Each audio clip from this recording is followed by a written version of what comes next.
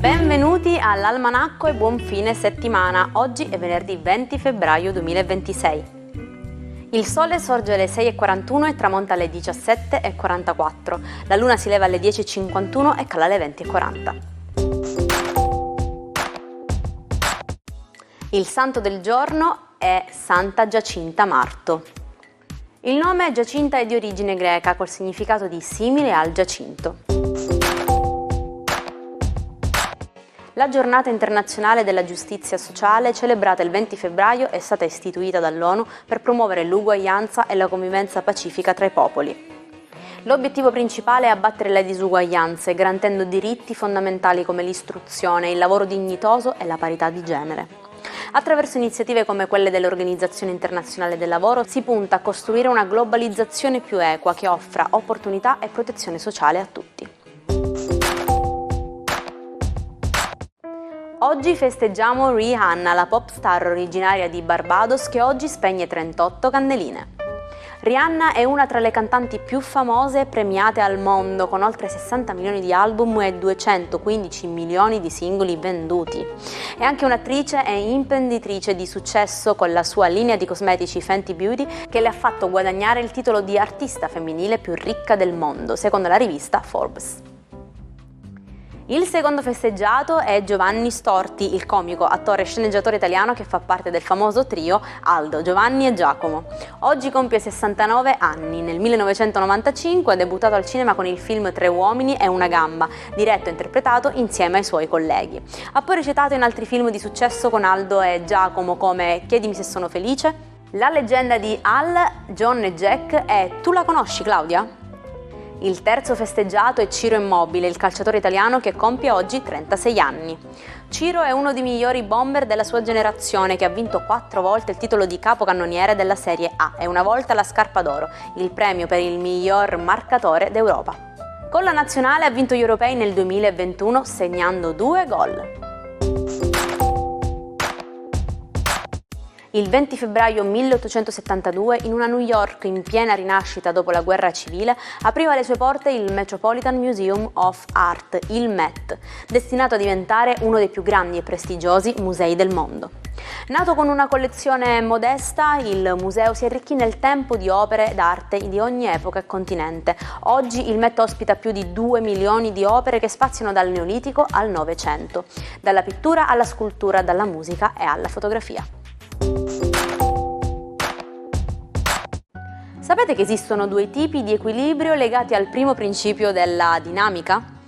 Quello dinamico, dove forze opposte si annullano a vicenda, come una fune tesa da entrambi i lati, e quello statico, dove non viene esercitata alcuna forza, come una fune a terra. In entrambi i casi l'oggetto resta fermo, ma cambia il modo in cui le forze interagiscono con esso. Buona giornata ai 12. Oggi la Luna riparte dall'Ariete per un nuovo ciclo zodiacale, discutendo però un po' con il solido e razionale Saturno e il profondo e sentimentale Nettuno. Cosa vuole dire? Ariete a voi vuole dire tante cose, vuole dire che quello che state costruendo di sentimentalmente bello in questo momento della vostra vita è ciò che vi accompagnerà per lunghi anni. Toro, a voi lo zodiaco vuole dire di essere comunque dei bravi programmatori, ma anche se vi mettete davanti tutti i contro, i pro che sentite positivi per l'inizio di un progetto saranno maggiori. Gemelli, per voi oggi Sole, Venere e Mercurio sono un po' dispettosi, ma potrete contare su una Luna, su un Saturno e un Nettuno decisamente più amici. Dovete comunque differenziare un po' i tempi lavorativi, proprio perché a volte vi sentite un po' soffocati e schiacciati, un po' di ansia da prestazione, insomma. Cancro, per voi oggi il Giove che state ospitando nei vostri gradi compie dei magnifici trigoni, interessando la bella Venere e il furbo Mercurio in maniera tale da gestire un po' meglio le cose in amore senza dimenticare dei piccoli particolari che per il partner sono importanti. Leone, per voi oggi sembra tutto un po' più liscio, rimane solo Marte sensibilmente in opposizione. Plutone, anche se da distante, vi sta trasformando non poco. Dovete cercare comunque di eliminare la paura, la tensione e il nervosismo. Nulla vi può fermare.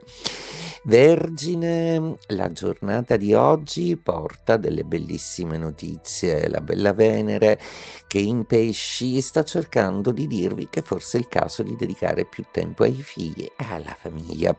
Bilancia, per voi oggi la giornata è molto particolare proprio perché la Luna, Saturno e Nettuno chiudono dei cicli importanti per voi, delle scadenze significative, delle cose che finalmente potranno essere serenamente chiuse.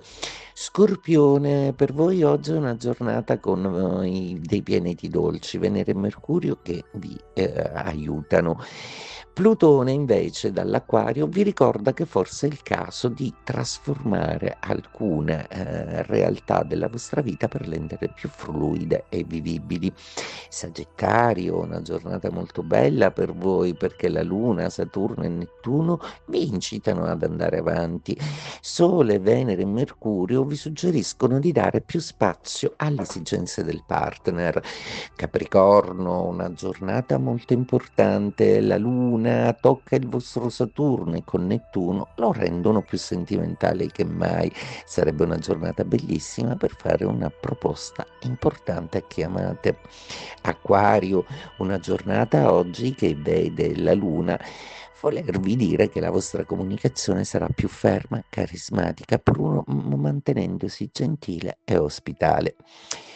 Pesci, la vostra giornata oggi inizia con una Luna e un Saturno, un Nettuno davanti agli occhi che vi dicono che i vostri sogni sono diventati realtà. È molto probabile che riceverete una bella notizia, per cui tirerete un sospiro di sollievo e gioirete per i risultati che avete portato a casa.